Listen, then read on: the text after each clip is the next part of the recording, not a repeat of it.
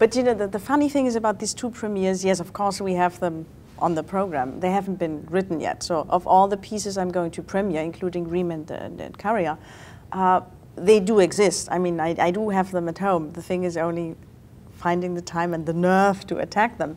But with the two chamber music pieces for violin and bass, I think they have not even been composed. So we will see. There's nothing I can say other than that they are for these two instruments and that they will be about 10, 12 minutes long if the composer has that many thoughts, themes, wants to write such a long piece. And they are written with Roman Patkalo in mind. I want to do also at least on a small subject, small in terms of short pieces, introduce my foundation, who now is in her 11th year and does help young string players worldwide. And Roman is one of our first scholars.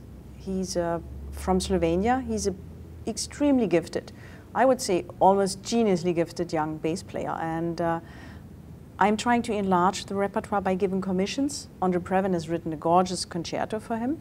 And now, as we know, we will have chamber music pieces by Riem and Penderecki.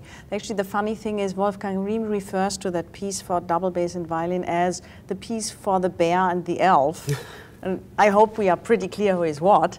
And also in this program, we will have the last of the Beethoven string trios, because I wanted to play all of them in New York. And we will only play 3 of them as in our trio with Yuri and Lynn. So the last one, I think, is the G major. I will play with a few friends in the New York Philharmonic. And then we have the octet, which is basically a doubled quartet.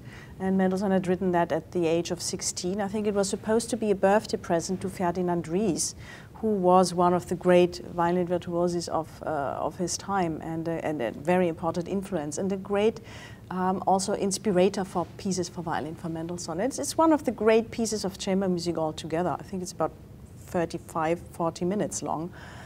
Beautiful tunes, very virtuosic, and that's when he invented this spookish scherzi, which he uses actually after that in almost all his chamber music playing.